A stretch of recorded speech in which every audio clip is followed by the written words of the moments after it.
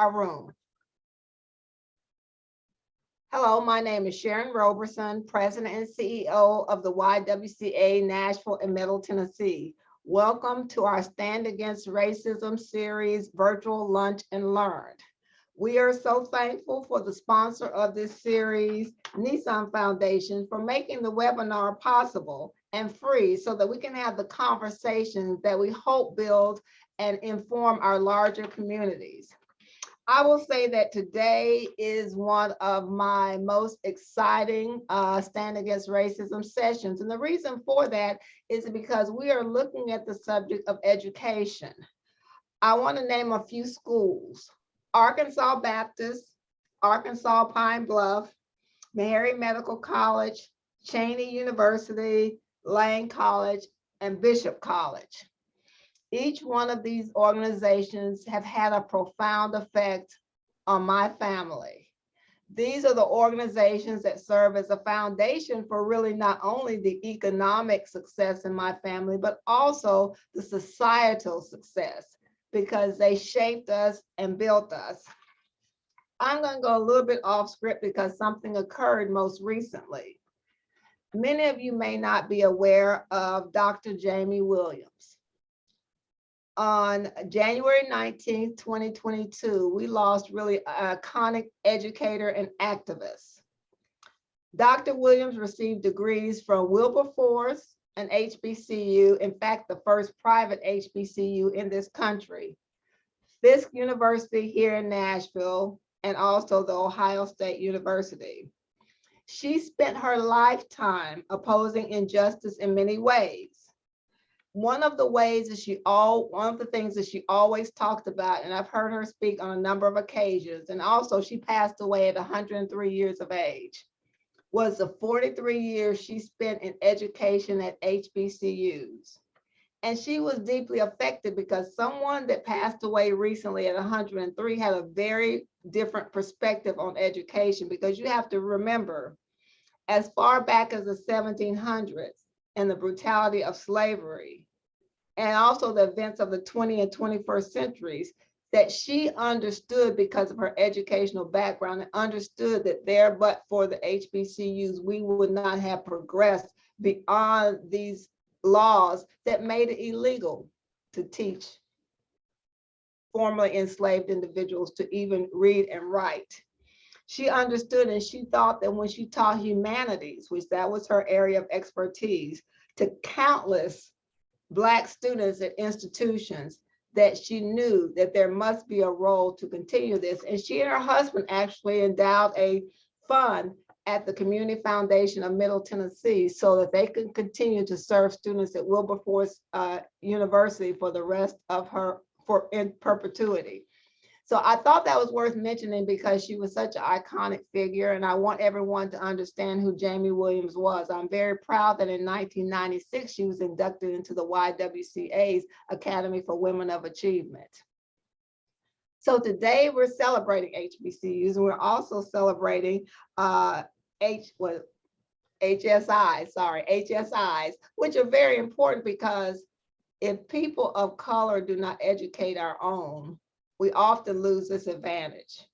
And there is nothing like being educated in that warm embrace. And although I did not attend an HBCU, being a child of two HBCUs, I understood how the atmosphere, and also the wife of an HBCU, that atmosphere is like nothing else. You go to a football game at Pine Bluff, it's like nothing else. And so I'm appreciative of it because I have witnessed this experience. Since the birth of the United States, education has been kept from people of color. There were laws created that made it illegal for Black people to learn to read and write. There were times when people of colors were kept from certain schools, and even now, the cost of education still negatively impacts people of color's ability to receive an education. As I said before, the first HBCU was founded in 1837, which was Cheney University, my mother-in-law and sister's school. And it wasn't until 1856 when the HBCU was founded by Black people, and that would be Wilberforce. The Hispanic Association of Colleges and Universities, HBCU, was founded in 1986. Other institutions have been founded to support higher education for people of color. Today, we're going to talk about these institutions and make the broader community aware of their significance. I will introduce our panelists, and I'm asking them today to start off by introducing themselves and telling us a little bit about the work that they do, about the history of the institutions or organizations that they work with. I'll start with Mr. Samuel Chandler from Meharry Medical College. Thank you. Thank you very much. And also thank you for having me today, and good afternoon to everyone out there joining us. As Ms. Robertson said, my name is Samuel Chandler. I am currently the Associate Director of Admissions and Recruitment in the Division of Student Affairs at Meharry Medical College. I've been in higher education for 20 years, and I actually just did the math 2 minutes ago and realized that my very first foray into higher ed was in 2002, and it is 2022. So it's been 20 years. I just got to say, you know, it is true, funny how time flies. At any rate, I am a graduate of Fisk University. I am also a product of a Xavier New Orleans graduate and a Tennessee State University graduate. And I also have many, many Tennessee State University graduates throughout my family tree. So I understand the HBCU experience firsthand as a student. I understand secondhand as someone who was surrounded by HBCU graduates growing up. And then thirdly, from a professional standpoint, I understand the HBCU experience. In addition to graduating from Fisk, I also worked at Fisk University for about 10 years as well on the administrative side. So HBCUs, kind of, you can probably pick this up already. HBCUs as a body of institutions, education, particularly as a vehicle for all people to improve their station in life, are a couple of things that I'm really passionate about. Let me talk a little bit about Meharry, where I am now. For those of you who may not know, Meharry was founded exactly 11 years after the ending of the Civil War with a mission of training African Americans to serve the underserved healthcare needs, with respect to healthcare needs. Today, Meharry is our nation's largest private, historically Black academic health sciences center. Meharry has 4 schools: a School of Medicine, a School of Dentistry, the School of Graduate Studies and Research, and our brand new School of Applied Computational Sciences. 3 out of 4 Meharry graduates return to either urban or rural areas to provide medical or dental services to people in need. At Meharry, one of the things that's really important to us is health equity.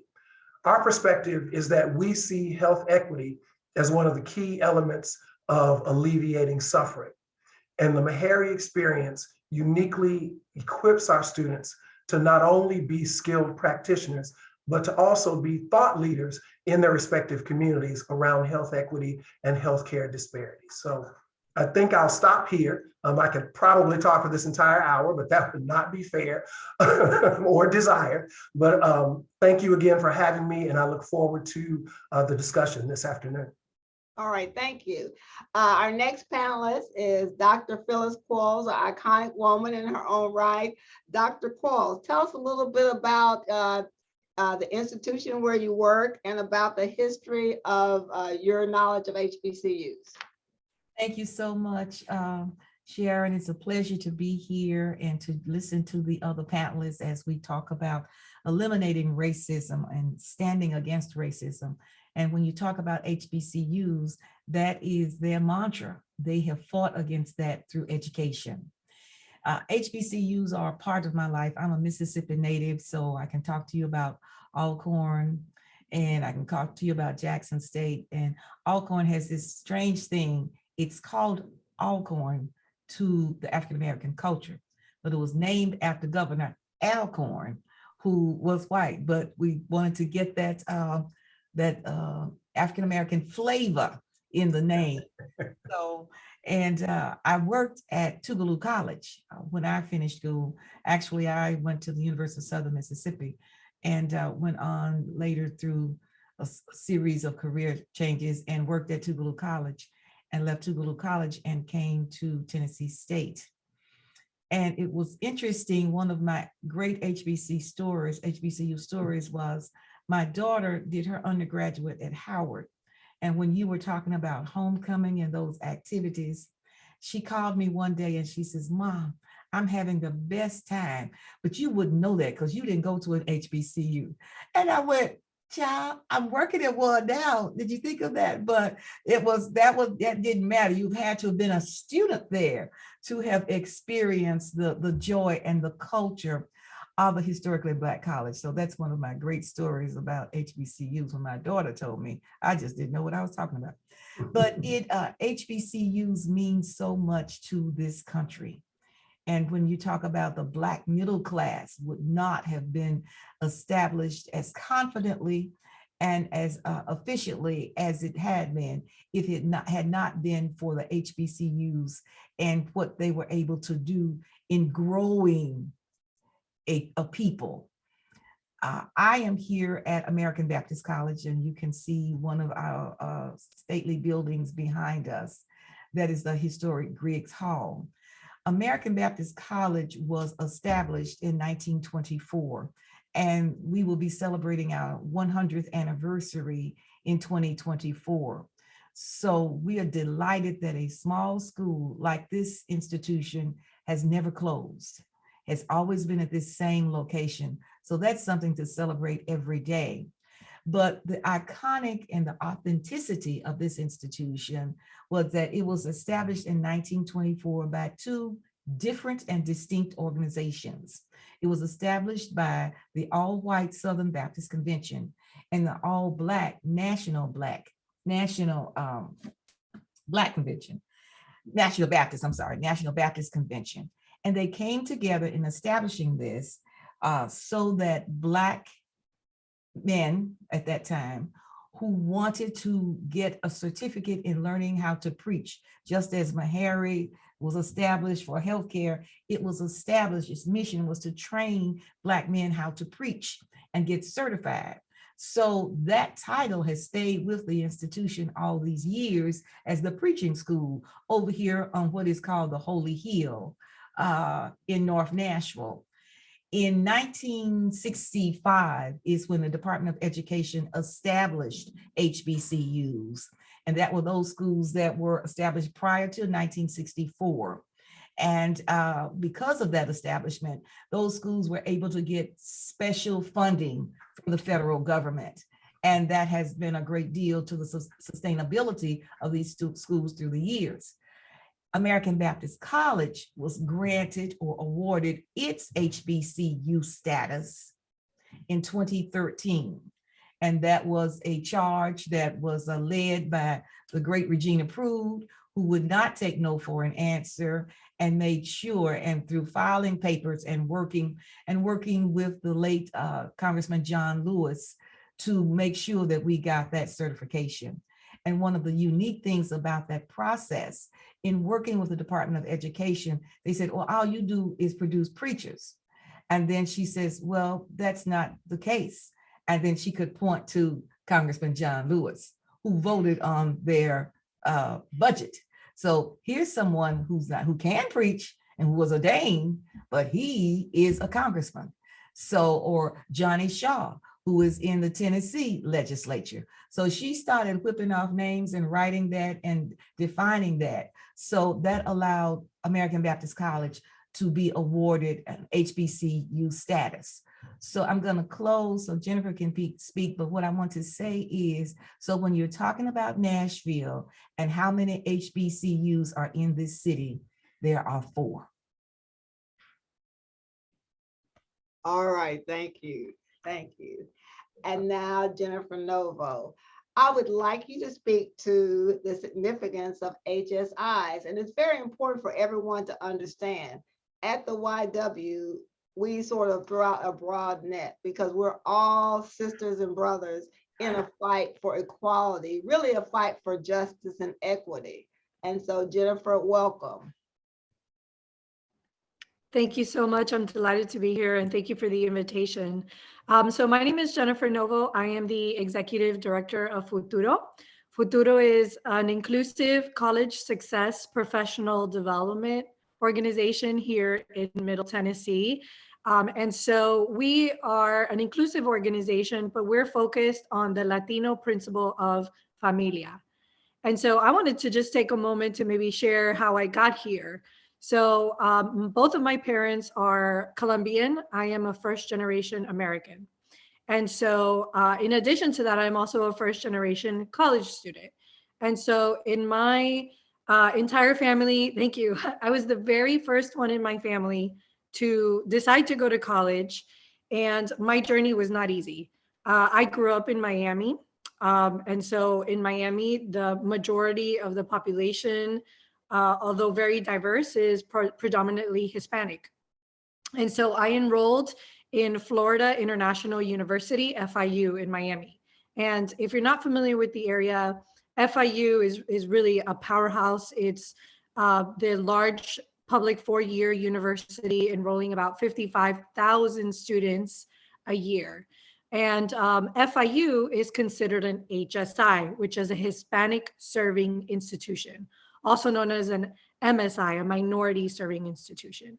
And so for a university or a college to be considered a minority serving or Hispanic serving institution, 25% or more of the students must be of the ethnicity, and so, or race. And so with FIU, I looked it up because I know it was a big amount. 61% of the students at FIU identify as Hispanic or Latino. And so while I was the very first in my family, my story wasn't unique at FIU because so many of the students were also either first generation or first generation American or first generation high school students, college students. And so my academic journey was a little difficult. I had a lot of the challenges that many of the first generation students had, whereas your parents maybe didn't understand the rigors of college life or couldn't support you to even get to college, and much less while you're in college. And so I had a little bit of a hard time trying to help my parents understand how college culture was a little different, right? Hey, mom, dad, I have to go to a late night study group at 10:30 at night because that is the only time that all of us can get together. And they did not understand that. No, mija, your curfew's at 10 o'clock. You have to come home. That didn't fly with them. That didn't fly with them. And so it brought a lot of problems at home because the culture was just so different. And so I had a really hard time when I was going through my college experience. I didn't really have any sort of career preparation, career readiness, and going to a big university, it's a little bit more difficult than going to a small school like Fisk with 500 students, right? And so as a result of my college experience, I realized that where I wanted to be was in higher education. And I started my journey as a work study in higher ed in 2001. So I got you beat by 1 year. And I've been working in higher ed ever since. And so I got my master's degree in higher education administration. And I worked at Miami-Dade College, which is the largest Hispanic serving institution in the United States. I worked there as a faculty, where 64% of the student population is Hispanic. And so once I moved to Nashville 8 years ago, I really missed being among my majority culture. It was very challenging for me at first. I looked for my people, right, my culture. And so I volunteered at an organization in Middle Tennessee called Conexión Américas, which is an organization that focuses really on helping the immigrant and Hispanic community, and they offer a number of social services. And one of the programs is their college access program for Latino students called the Escalera program. And I volunteered there. It was probably my first 2 or 3 months of moving to Nashville. And that's how I really got to learn more about the educational system here, the Latino culture here. So fast forward to Futuro. So as I worked at another university, a small private university here, I was introduced to this organization, Futuro, that focuses on career readiness for Latino students. And with my years of working in student retention and student success, I really understood that this was a wonderful model for us to be able to have students connect with the community. And so I'll talk a little bit more about Futuro, and I'll just take a break here, but lots to share and lots of exciting conversations having around in this panel. So thank you.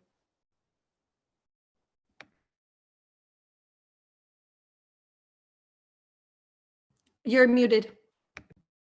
Sorry, you would think that after 1,000 of these, I would get it right. But anyway, we're all family, so that's good. You touched on this a little bit in your introduction, but you talk about environmental factors, and that seems as though that was a benefit to you in being in an environment, a loving environment when you were first going to college, both at your family and at your school. But talk about how these environmental factors can positively affect student outcomes, especially with the MSIs. Yes, wonderful question. And so my background and my focus in higher education has been student retention and student success. And so I've studied and looked at what are the contributing factors that can help students that are predominantly at risk. And so one of those areas is the sense of belonging. And so when a student feels like they belong, where the HBCUs are such an important factor in making that a reality, and Hispanic serving institutions are really learning so much from HBCUs. That sense of belonging is so important. When you feel like you belong, you feel like you are supported, you are secure in your environment. Students may not necessarily hesitate as much to ask for help. They feel like they can go to their advisors or to their professors who maybe come from a similar background, who have been there, who acknowledge and understand some of the challenges that they've gone through. Really going to a minority serving institution helps students feel proud and confident in their culture, and they don't feel like they're insecure. For my personal story, it was very important for me to go to an institution where I essentially became a leader on campus. However, I do have a story to share. When I went to the counseling center, one of my counselors was not Hispanic. And so when I mentioned, that my parents really struggled with having me be more independent and that the culture was different, my counselor said, "But you're 18. Why don't your parents realize you're an adult?" And I just laughed at her and I said, "Are you kidding me? That's not my culture. My culture is not one where you're just 18 and you leave home. Like, you leave home once you're married off." That's not like the abuelas and the moms have the say, not the kids. And so that's just an example of, even though I was going to a Hispanic serving institution, I had, this particular incident where I had a white counselor not understand my culture at all. And so a lot of the students that go to predominantly white institutions have those kinds of examples, but at almost every touch point. And so with the work I do with Futuro, where, to give you an example, Trevecca is one of the universities locally that have the most enrollment of Hispanic students. They have 7% of their students are Hispanic. And so, that's a big contrast. And so what we try to do is we try to create an environment on campus where our organization focuses on making sure that our students are supported. So we connect them to the resources on campus so that they're no longer afraid. So we invite the career services to come to campus. We invite the counseling center to come, as well as the tutoring services, where the students may feel a little shy or apprehensive about getting the help that they need. We personally invite them to come to our meetings. We also connect the students to the employers on campus, employers in the community. And so I believe that's one of the strongest models that we have with our organization, is we see that employers want to hire diverse talent. They want to hire Hispanic, Black, LGBT. They want that because they know that their clients represent a diverse workforce. And the research is there that supports that organizations that have higher representation among their staff and the more diverse their staff is, the greater their outcomes are. And so when employers come to Futuro and ask us to hire within our pool, we know that they know that they're getting diverse talent that is prepared, and above all, are a group of students that are ambitious. All right, thank you. I'll go to Dr. Quarles, although you turn your camera off, I guess it will be back on. Well, I'll come back to you, Dr. Quarles. I'll go to Mr. Chandler. Mr. Chandler, you know, when you get into school, the biggest thing you get in, then you have to get out. And so talk a little about environmental factors at the MSIs that impact student outcomes, getting students out of school. Well, Jennifer actually touched on a lot of things, and I have also known all too well about the working relationship between Hispanic serving institutions and HBCUs, because we have lots of evidence-based research and stories to share about how to create community and how that community works toward student outcomes. But one thing that I was thinking about, you know, HBCUs, it's no secret that we have I don't want to say disproportionate, but we do a lion's share of the educating, particularly African-American students who are first generation and low income. And for a lot of those students, defining success happens when they get to the doorstep of the HBCU they chose. But how to do that, what that looks like personally is part of the journey, right? So where I'm going with this is I think the normalizing success, you know, when you look around, and Jennifer spoke to a little of this, when you look around and the professors who are successful in education as a chosen career look like you, understand how you got from where you started to the doorstep of that classroom. When you look around at senior level administrators, people who make the real decisions, they look like you.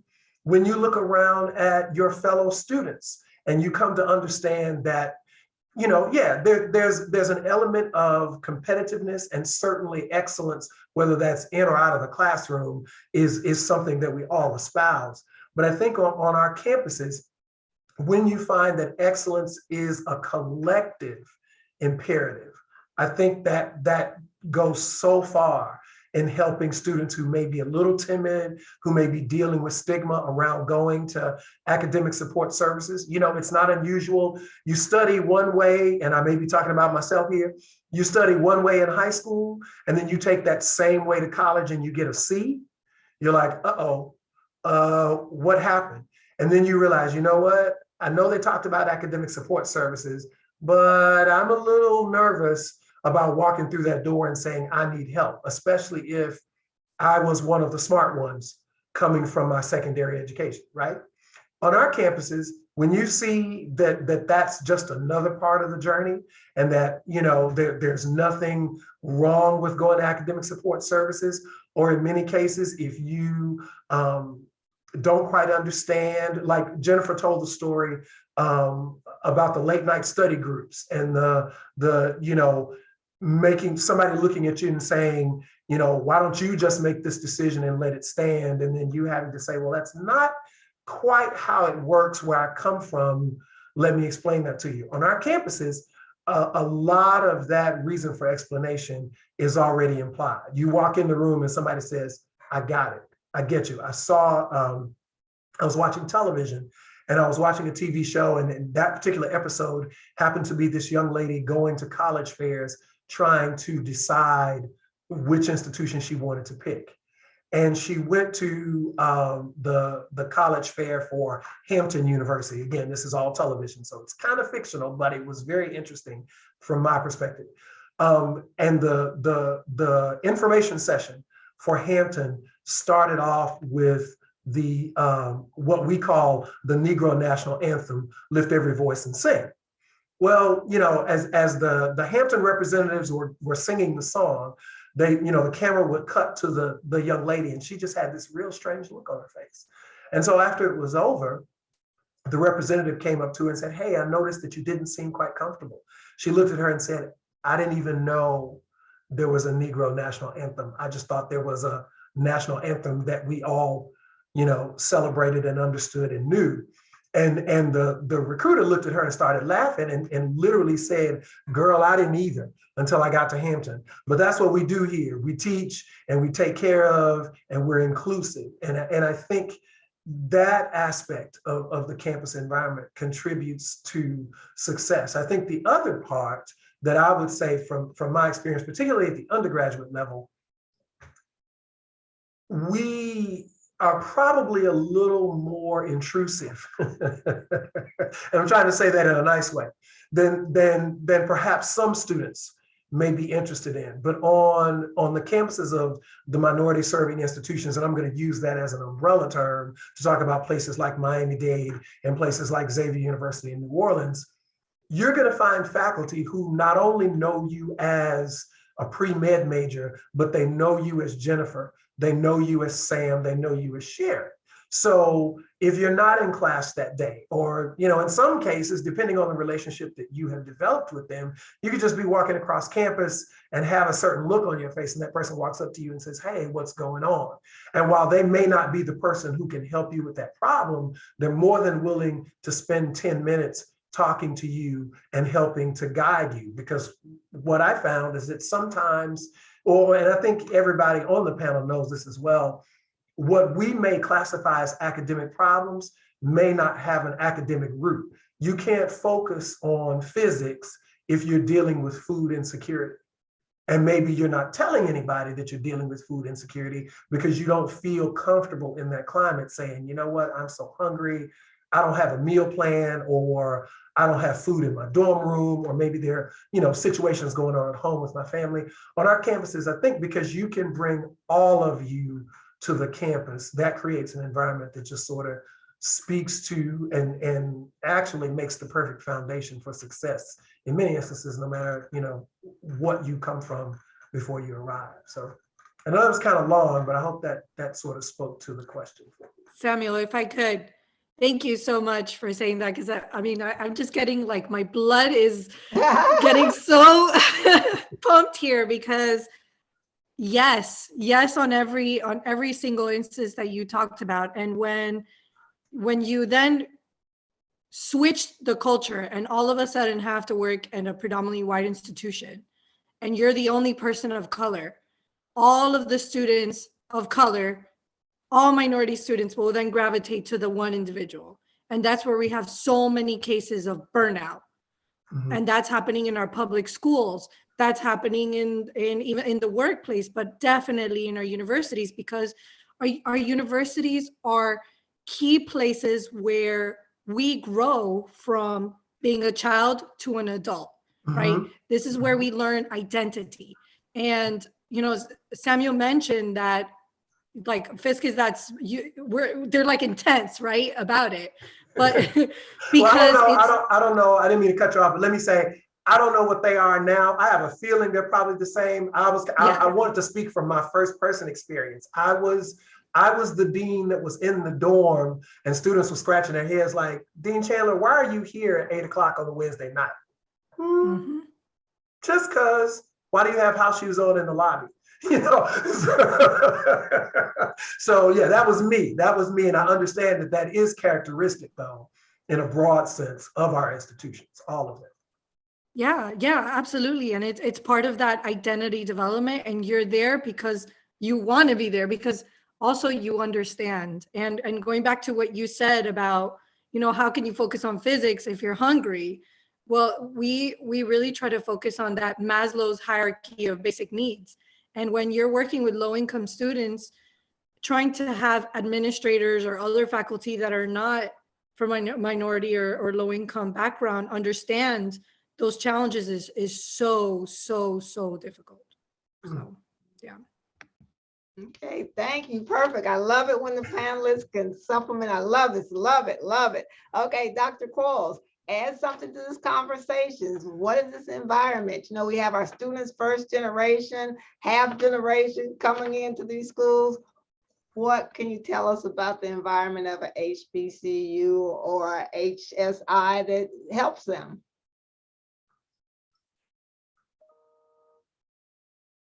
Okay. I'm sorry, I was on mute. They were doing some knocking outside my door, so I had to tell them I'm competing with them.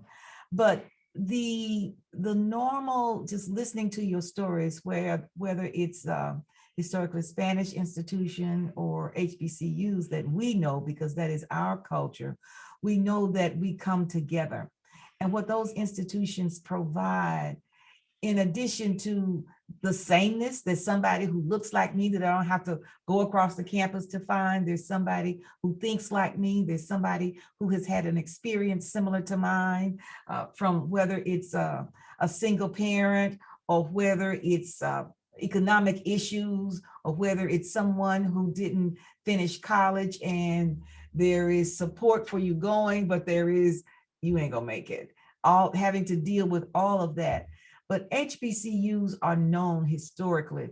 It may not be documented in any reports, although I think it is, but it is anecdotal that there is a nurturing at these schools that you don't get. Samuel Justice, why are you, Dean, over at 8 o'clock? Because I'm checking on you, because I want you to succeed. But you don't use it in those language is, okay, I heard you weren't in class today. Don't let me hear that again. So there's that little mama, daddy in there, and there's that, and then you get the kickback. You ain't my dad, I'm not. But if you ever want to be a daddy, you better get to class. And it's just that kind of push and press and lovingness that's hard, because it's directed, it's intentional, that I want you to succeed, and you're not going to fail on my watch, because I'm going to be right there with you. We have our director of enrollment management, when she recruits the students, she says, I will check on you all to make sure that you go to class. Well, she has handed it off once it's recruited, but no, she said, I will check to make sure you go to class. And that's what you get from an HBCU. And another thing that is kind of and different is that a lot of parents who are, and I want to also add that a lot of non-African Americans or Blacks attend HBCUs. So for those who are experiencing this conversation for the first time, that they would be in the minority, but there are a lot of non-African Americans who attend the more than 100 HBCUs throughout this country. But sometimes it is the place where a student oftentimes needs coming out of college, coming out of high school, 18 and 19-year-old, and whether most of the K through 12 schools are well integrated. Many of them are still majority African American. But when they go to that HBCU college, they get that kind of nurturing. And a fight is a fight. A disagreement is a disagreement. I disagree with your perspective, and you don't have to bring race in it, because I'm disagreeing with you because what you're saying makes no sense to me. I'm disagreeing with you because of that. So when you go to a majority institution and you have that, you are prepared and you have that intestinal fortitude that you don't have to, first thing, they don't like me because I'm Black. You make sure they don't like you because you're smart. They don't like you because you're confident. They don't like you because you know what you're doing. They don't like you because they cannot deter or detain you. They just don't like you because they're not you. But you get that at an HBCU because that intestinal fortitude is strengthened. It's encouraged. It's helping you to know that, yes, a simple thing is, yes, you are somebody, and don't let anybody tell you that you're not. So whether it's in class or sitting in the dining hall or sitting around checking on them in the student campus center or in the residence halls, and just understanding their psychic, knowing that they have fears and letting them know that you believe in them. Because some of these kids, even now in 2022, they just kind of mull along. They don't really have anybody to tell them and show them that I believe in you. You may not be the greatest star in athletics or entertainment or in scholarship, but you can be great right there in your own home and in your neighborhood. And they just need somebody to tell them, you're going to be all right. And that's what makes, and you don't have to deal with those. And I think so. The one thing about this comment is that helping people to know in that togetherness, building strength that way. So when they go out in a broader world, they are strengthened to succeed. All right, I'm going to follow up with you because Dr. Quarles, this leads to the next question.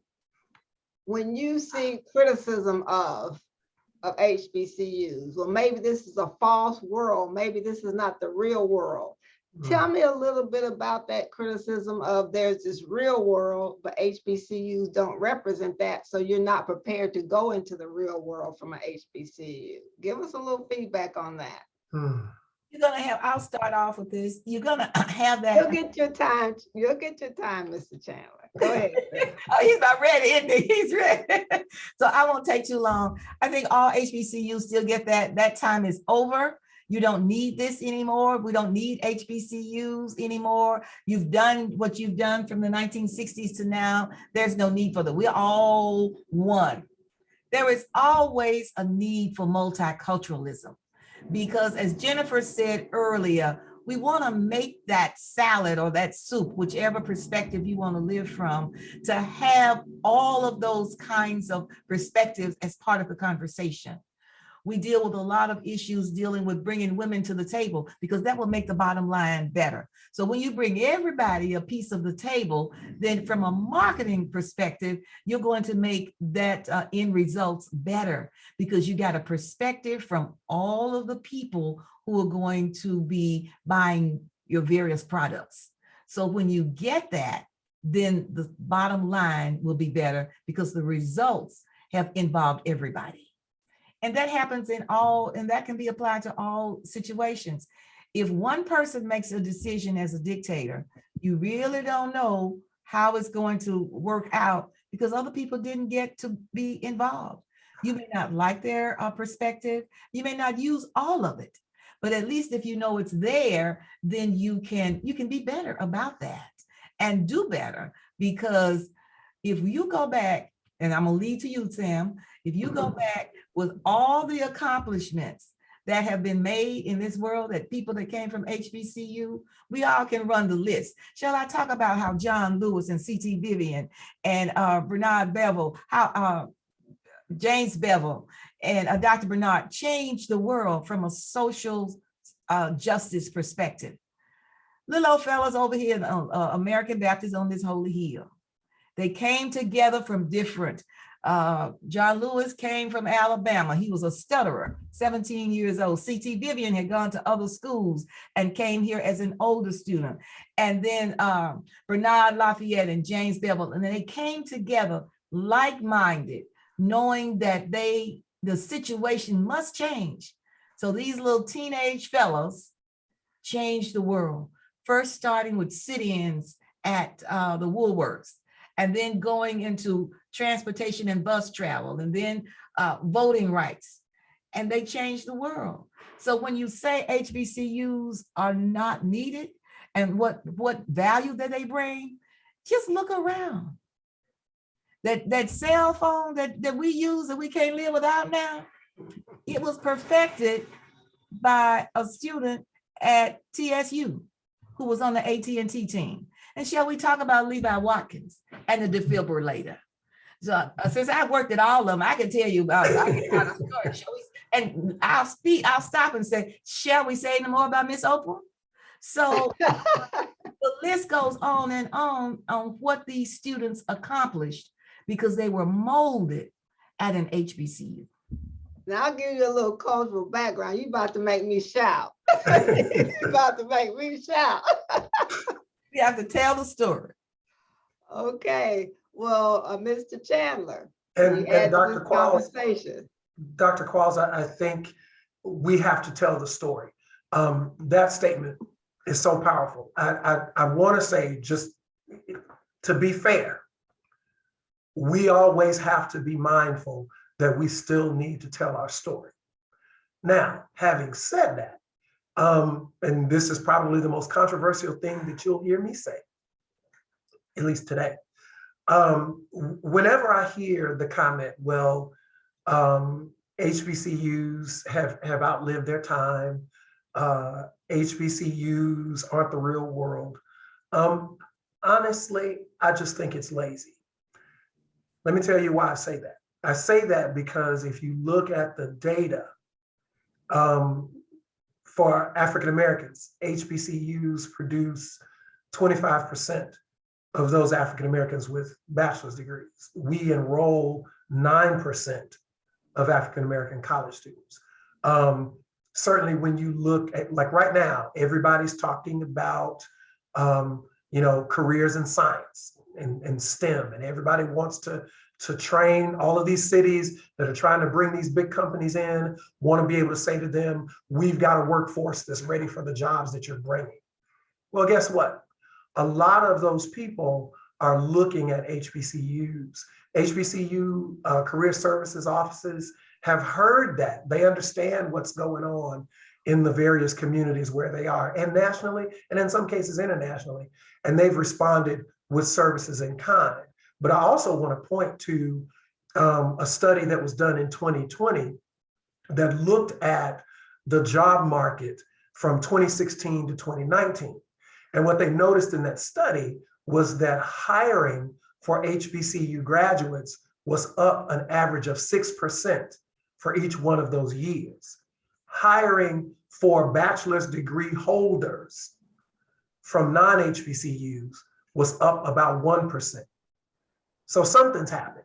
Something's happening. Also, if they're not the real world, then the CEO of Netflix just wasted $120 million that he invested in HBCUs. If you look at Steve Jobs, and I'm thinking in particular about the partnership between Tennessee State and Apple that now has Tennessee State as the lead institution, but it is teaching coding, providing those kinds of tech-based studies and classroom environments and situations for other HBCUs. Again, TSU is now teaching. They did it first in the partnership with Apple, and now they are teaching other HBCUs how to replicate these same things on their campuses so as to prepare students for these knowledge-based, tech-savvy environments that current students are going to walk into. And then finally, yeah, Dr. Qualls did a great job of highlighting people whose shoulders that we stand on. But right now, particularly, I think about Rosalind Brewer, who was recognized by Forbes magazine. As a matter of fact, she was number 6 on the list of most powerful women in business. She's a Spelman grad.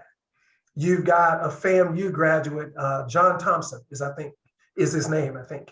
He's a chairman at Microsoft. And I would be remiss if I didn't think about a young lady, Najuma Atkinson, who is a senior vice president at Dell Technologies. She and I were walking around the Fisk University campus as undergraduates at the same time. That's the reason I say it's lazy, because when people throw that out, I'm like, you haven't really done your homework, because the data's all out there. It's not me being a fan of HBCUs and saying, oh, HBCU graduates can do anything anybody else can. It is using the data. I think good leaders always tell you, lead with the data. It's the data that says HBCUs are a vital part of our educational landscape in America. And I'll close by simply saying, for me, that was always the beauty of the American higher educational system, that we had so many kinds of institutions for students from all over the world, as we know, to choose from. You have HBCUs, you have large, predominantly white research institutions, you have the Ivy League, you have women's schools, you have Hispanic serving institutions. There is a place, there is a fit for everybody. And so when you don't take that into account and you just reduce it to, well, it's not the real world, well, guess what? If people told the truth, no college campus is completely the real world, because all of us are curated environments that contain elements of the real world. I talk to anybody that's gone to school. They're going to tell you some of that undergraduate experience was fantasy. Hopefully, most of it prepared them to be successful once they walk out those doors. And that's true regardless of the type of institution. So, Jennifer. Yes, Add thank to this you. conversation. Yes, absolutely. So with Futuro, one of the things that we really do is talk to employers. I talk to employers every single day. And the number one conversation is always, well, I want to find a diverse talent. And, for the ones that tell me I haven't been able to find, I tell them you haven't been looking in the right place. Have you been looking at HBCUs? Have you been looking at HSIs and MSIs? Because I was doing some research to prepare for this, and HSIs enroll 40% of all Hispanic American students of higher education. 40%. That is a humongous number.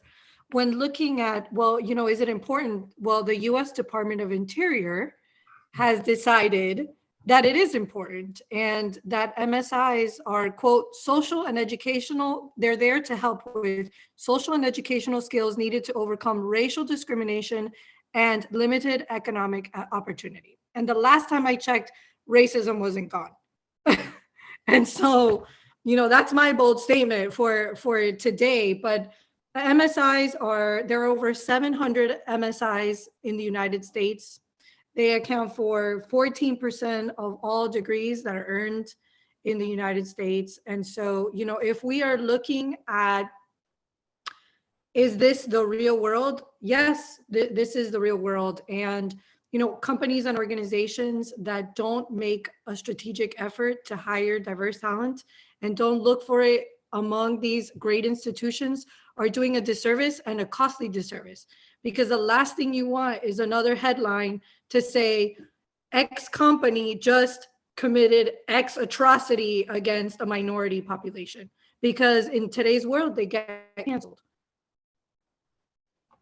All right, now I'm going to make one statement before I ask each of you to give us your last words of wisdom, because this is so rich a conversation. We could go on forever, but I do want to go back to both the Nissan Foundation as well as PNC Bank, because these are two companies that have stepped outside of what is a very comfortable place for corporations in the United States, to say we want to have these kinds of conversations. And hopefully these kinds of conversations, for those that are on the conversation, you'll understand that we have some phenomenal students at these institutions that you need to pay attention to. You need to bring them as part of your workforce. They are strong. They have been taught well, and they can contribute. And so they can bring to that richness of your for-profit corporate organization. And that is very important.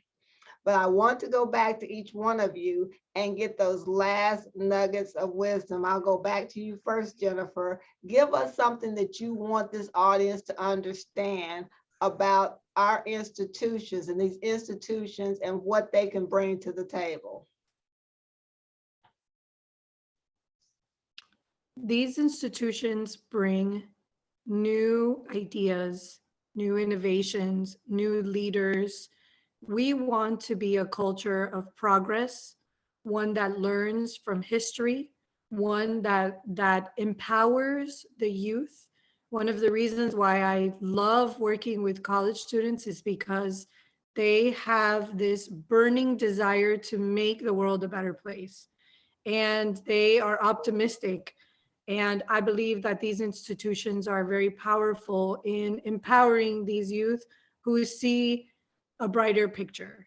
And I'm just delighted to have this opportunity to speak on this panel and to advocate for the youth. Futuro has been around for the last 10 years here in Middle Tennessee, with Nissan being one of our founding sponsors.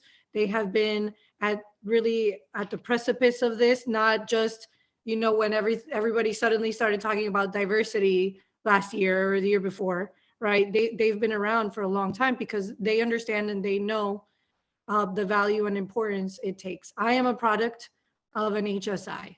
My husband, who is in the medical field, is working on his second PhD, is also a product of minority serving institution. And so we can continue to empower youth. So many students come to me and tell me, thank you for helping me, because I don't have anybody. And, I live for those moments. I live to help them as well. So thank you. All right, Dr. Qualls, what do you got for us? This has been such a wonderful experience. So thank you for including me in American Baptist College. We appreciate it so much. I want to say that as I talked about the history of American Baptist College, so every time anybody goes to any kind of lunch counter or any kind of restaurant and sit down, remember those who stood up so that you could sit down. And so I don't want to be frozen in time for American Baptist College. As I said, we're celebrating our 100th anniversary, but we have our initiative called SEAL, Social Justice, Equity, Advocacy, and Leadership, which morphs us from, which really crystallizes what our students did back in the 60s to now to moving into a place of social justice. And that is what one of the things that we do that will help to eliminate racism. We are a school that's embroidered in, of course, faith and theology. But if you read the Bible or whatever religious book you read, you're going to find passages that speak to justice and that speak to freedom and that speak to a way that we can move forward together. It isn't, our similarities are much greater than our dissimilarities. And if we would just grapple that and love on each other because of that, what unimaginable opportunities we would have for those who come behind us. Thank you so much. And I really congratulate your sponsors for letting themselves get uncomfortable in a new situation. Thank you. All right, Samuel, last words. Okay, last words. Very quickly, when I think about last words, I would say this. For those who might be in earshot of this message and who are decision makers, who have had what they would consider to be a successful professional journey, don't wait for HBCU offices of institutional advancement to reach out to you. Call them if there's an institution in your community. Call that institution and say, how can I help? It may not be dollars, it may be time, it may be come and talk to our students about professional possibilities in your chosen field or in your organization. To guidance counselors who might be listening to this conversation this afternoon, or teachers, please take the time to research and spotlight HBCUs and MSIs in your community and make sure that you're deliberate and intentional about including them as options for your students as they come and talk to you about their post-secondary journey. Use television shows. We had 9 seasons of A Different World to teach the lessons, to demonstrate what an HBCU or an MSI experience might look like. And for the parents who are listening, take the time. One thing parents always tell me, I have not been blessed enough to be a parent, but one thing I've always heard from parents is, you got to know your children. Okay, so I'm going to ride with that. If you know your children, research the institutions that are out there that might be a good fit for your children, not only in terms of pre-professional goals, but also in terms of personality. Because where your student finds that fit, that's going to be instrumental in helping create that foundation for their success. So again, look for us. We're out there. It's not hard. It's not hard to find the data. Jennifer presented a lot of data about MSIs and the students that they serve. There's a ton of data out there about HBCUs and who they serve, what they look like, where they come from, their salaries 10 years after graduation. All of that you need to know is out there. And so Sharon, to you, to the YWCA, thank you so much for inviting me to be a part and share some of my experience and some of my knowledge with those out there who are interested in making the world a better place and how we can marshal the institutions that we represent to do that. So thank you so much. Hopefully we can do this again. Okay, and thanks everyone. We do have a survey. If you have the opportunity to fill it out, I will say that when we started, and this was a topic for this month, we do this every month. But as I said, it was a mission of my heart as well as my head, because I know the importance and I know the importance that this has been in my life. So I thank all of our panelists. I'm sure they are open to any questions you all have after. You can reach them at their institutions, but it's very important for us to understand these topics. So thanks to everyone that participated. Thanks for everyone that was there to listen to us. And so we will see you next month. Thank you so much.